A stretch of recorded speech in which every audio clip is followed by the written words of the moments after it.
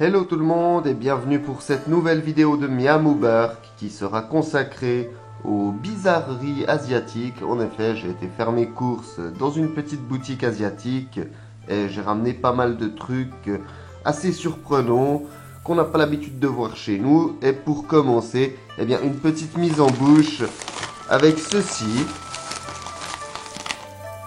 Ce sont apparemment des dattes chinoises. Voilà, des dattes chinoises. Je connais pas du tout. En tout cas, ça a l'air vachement rouge pour des dattes.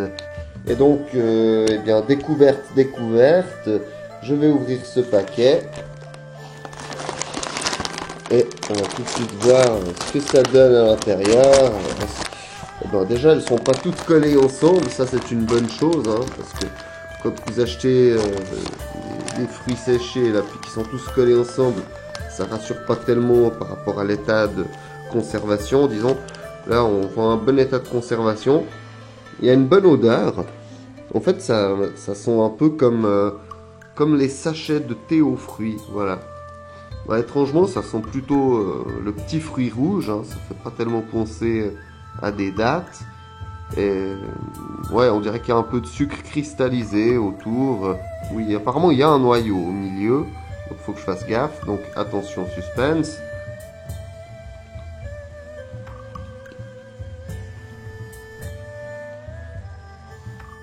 Ouais, il y a un petit noyau. C'est pas dégueulasse du tout, c'est pas trop sucré, hein, c'est pas trop sucré. Moins sucré que les dattes habituelles, vous savez, les dattes medjool. Voilà, c'est plus proche d'un fruit rouge que d'une date. La chair n'est pas du tout comme celle qu'on a dans les dattes, où vous savez, c'est parfois un petit peu filandreux, là, et on n'a pas ce côté, enfin, filandreux, je veux dire fibreux. Eh bien, là, on n'a pas ce côté fibreux avec ces dattes chinoises. Et non, c'est pas mauvais du tout. On dirait que toutes les autres sont dénoyautées. Il n'y a pas du tout de noyau au milieu, donc bah, c'est pas de bol pour moi. La première sur laquelle je suis tombé, ils avaient oublié d'enlever le noyau. Ouais, mais bon, hein, ça peut arriver. Et là, nous avons du poisson séché, fish snack, taro fish, hot chili flavor. Donc de fines lamelles de poisson séché, mais épicées façon hot chili. Donc ils doivent mettre suffisamment de piment pour qu'on ne sente pas le goût du poisson en mâchouillant ce truc. Donc c'est vraiment un snack. Hein, c'est marqué ici que c'est ready to eat, anywhere, anytime. Donc vous pouvez le manger n'importe où, n'importe quand. Et comme ingrédient, on a du poisson, de la farine, des exhausteurs de goût, assaisonnement barbecue, du soja, l'huile de tournesol, enfin, il n'y a rien qui semble vraiment alarmant à part tous ces petits numéros, E450, E451, 262, E536. En plus on nous dit que c'est bon, hein. Good source of protein from fish. Je vais ouvrir le paquet. Hein. Alors on sent quand même une forte odeur. Bon là vous pouvez pas sentir, hein, mais ça sent un peu les filets de pêche. Vous savez, les filets, non pas les filets de perche, hein, les filets de pêche, oui, les filets des marins qu'ils utilisent pour pêcher quand ils les laissent sécher au soleil. Voilà, ça sent un peu la même odeur. Donc oui, c'est très fin, hein, vous voyez, c'est très finement coupé. Et le goût du poisson est assez particulier, hein, c'est pas le goût du poisson frais, mais c'est du poisson séché. Donc un goût auquel on n'est pas forcément habitué.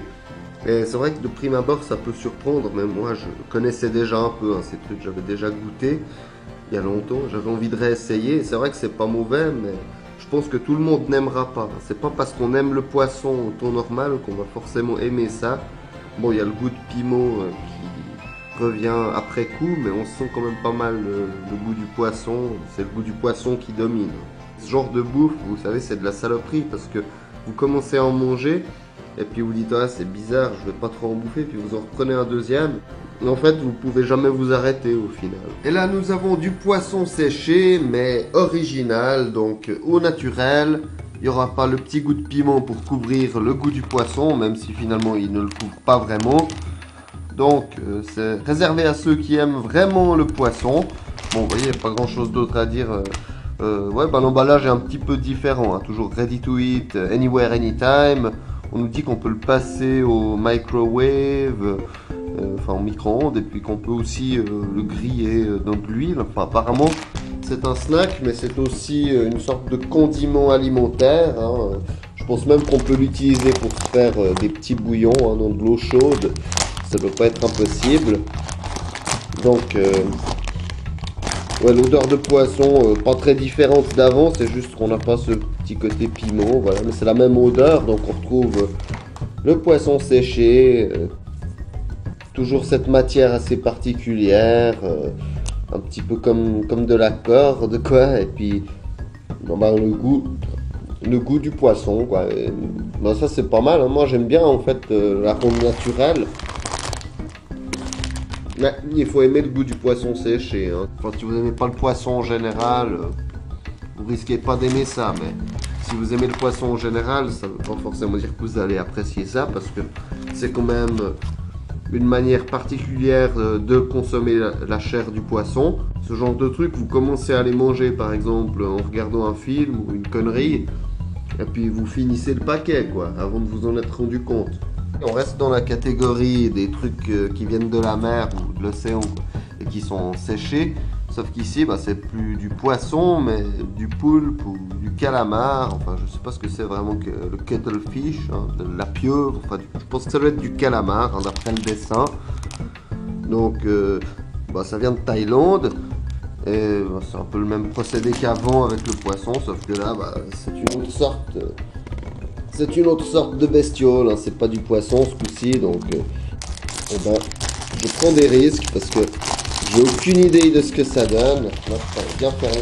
Je vais prendre des ciseaux.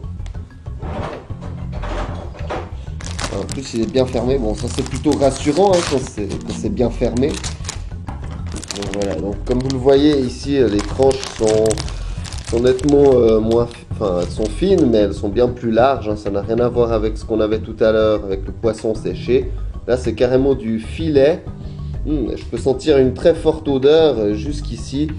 Donc, je vais déjà prendre un petit bout pour voir. Enfin, ouais, c'est un bout suffisamment gros, ça.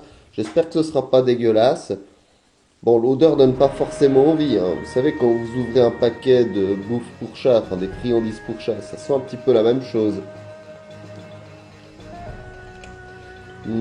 Et ça doit probablement avoir un goût pas très éloigné. Ouh, mais il est épicé ce truc, il est pimenté. Bon, la texture, ça fait vraiment vieux cordage, ouais, comme de la vieille corde, quoi. Vieux filet de pêcheur, une fois encore, mais encore plus prononcé, hein, puisque là, ce sont des gros bouts. Peut-être que ça doit se manger par petits bouts. Je préférais le poisson, mais c'est pas forcément dégueulasse, hein. Enfin, il y a le piment qui aide à faire passer tout ça. Je soupçonne quand même un arrière-goût de vieille poiscaille, hein. Je sais pas comment dire, mais en fait c'est pas dégueulasse, mais c'est tellement inhabituel pour nous autres pauvres occidentaux que nous sommes.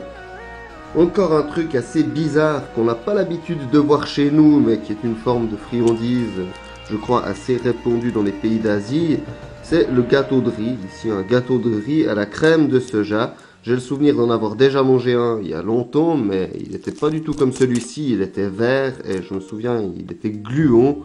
Ouais, une texture assez spéciale. Là, on dirait plutôt que c'est dur, un peu comme du massepain au milieu. Ouais, on dirait que c'est comme du massepain. Puis le tour, ça fait penser un peu la même texture que le dessous des calissons.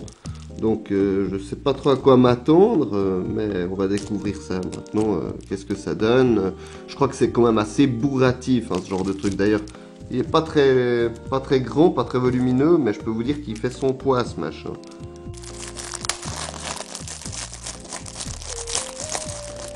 Alors voilà, le gâteau de riz. Ah, tiens, c'est bizarre, l'étiquette est directement dessus.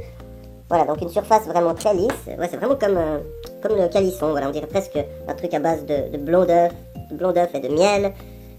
Ouais, c'est bizarre. C'est comme si c'était du blanc d'œuf, du miel, avec du massepain au milieu, en tout cas l'apparence.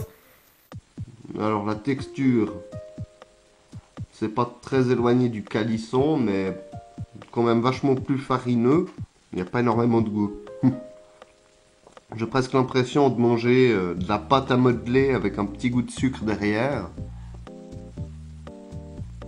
Donc effectivement, c'est assez bourratif.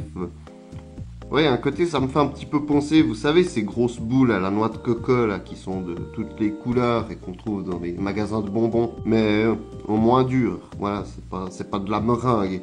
Je peux pas dire si c'est miam ou si c'est bark. Non, ça se mange assez facilement, mais il y a quand même ce côté farineux qui est un petit peu désagréable. Mais c'est seulement dans la partie blanche. Non, c'est pas dégueulasse. Et je vais aussi goûter une boisson un peu spéciale, hein, c'est marqué Soybean Milk, et donc du lait de soja apparemment, not so sweet, pas si sucré, de l'eau, de l'extrait de haricots de soja et du sucre de canne.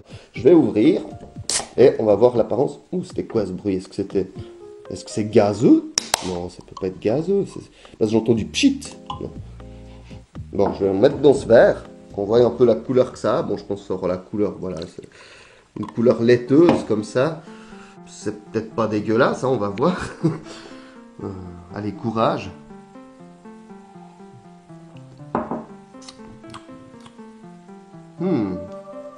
C'est spécial.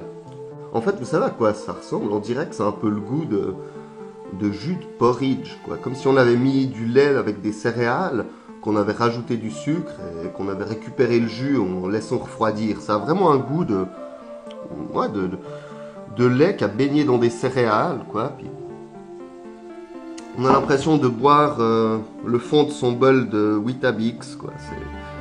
C'est particulier, c'est pas dégueulasse en fait, mais très étrange comme boisson pour se désaltérer, quoi. Enfin, voilà, c'est une autre culture.